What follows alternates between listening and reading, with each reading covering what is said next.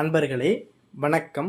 நாம் இன்னைக்கு வீடியோ பதிவில் எதை பற்றி நம்ம பார்க்க போகிறோம் அப்படின்னா, சிவமோகினியுடைய மோகன மந்திரத்தை பற்றி தான் நம்ம இன்னைக்கு பார்க்க போகிறோம்.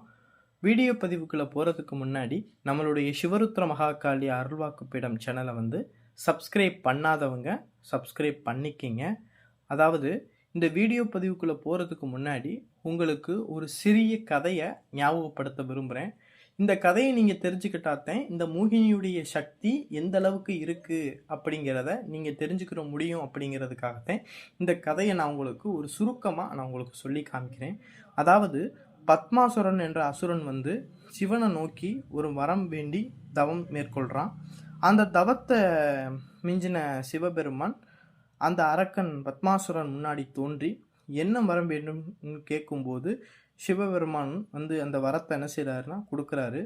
அந்த பத்மாசுரன் என்ன வரம் கேட்குறாரு அப்படின்னா, நான் யாரை தொடுறனோ அவங்க உடனே எரிஞ்சு சாம்பலாக போகிடணும் அப்படிங்கிற வரத்தை சிவபெருமான்கிட்ட என்ன செய்கிறாருன்னா வாங்குகிறான். சிவபெருமானும் அந்த வரத்தை என்ன செய்கிறாரு பத்மாசுரனுக்கு கொடுக்குறாரு.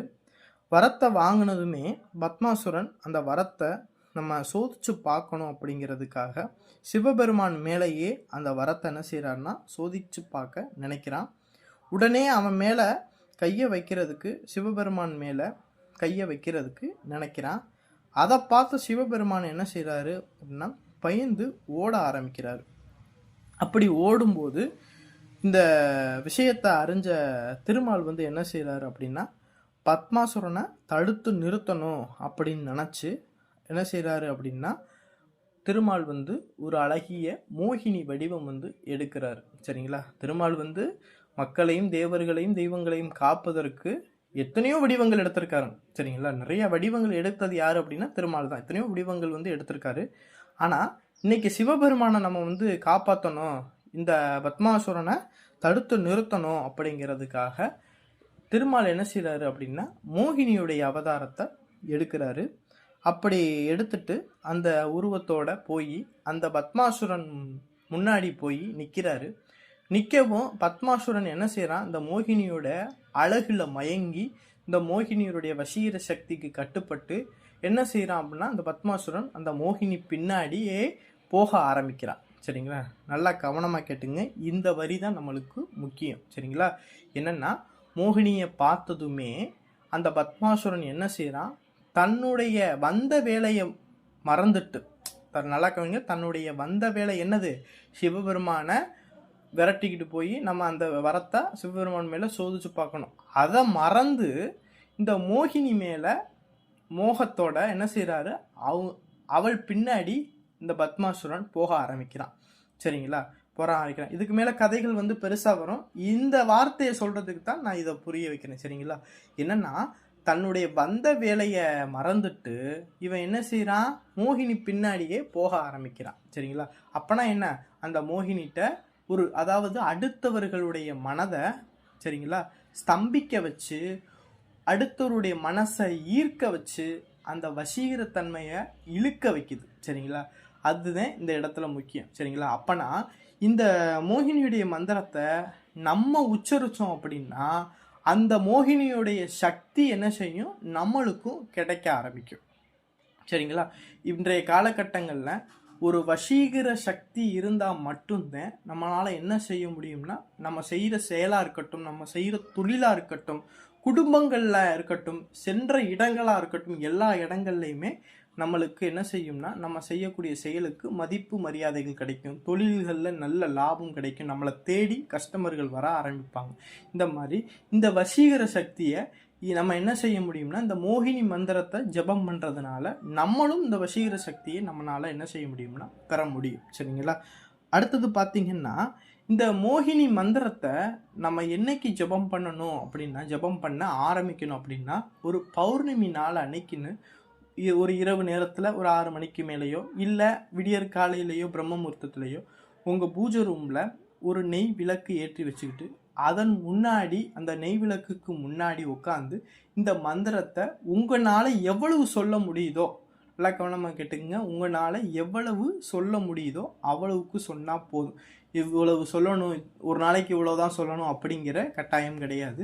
இந்த மந்திரத்தை தொடர்ச்சியாக ஜபம் பண்ணணும். ஓலைச்சுவடிகளில் என்ன கொடுத்துருக்கு அப்படின்னா, மொத்தம் 50,008 முறை நீங்கள் இந்த மந்திரத்தை ஜபம் பண்ணீங்கன்னா முழுமையாக இந்த மந்திரத்தினுடைய பலனை அனுபவிக்க முடியும் அப்படிங்கிறத ஓலைச்சுவடிகளில் கொடுக்கப்பட்டிருக்கு.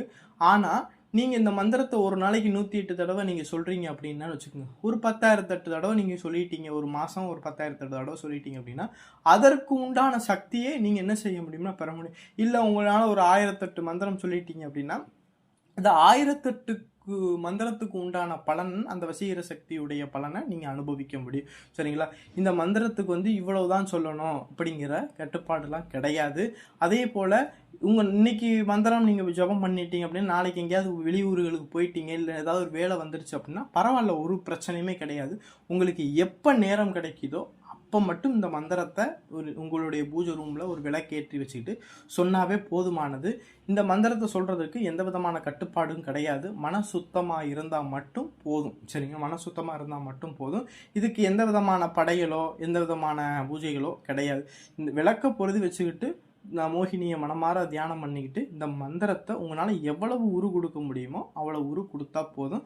ஆனால் இந்த மந்திரத்தை என்னைக்கு நீங்கள் 50,008 முறை நீங்கள் சொல்லி உரு ஏறி சொல்லி முடிக்கிறீங்களோ அன்றைக்கு இந்த மந்திரத்துடைய முழு சக்திகளையுமே நீங்கள் என்ன செய்ய முடியும்னா அனுபவிக்க முடியும். சரிங்களா?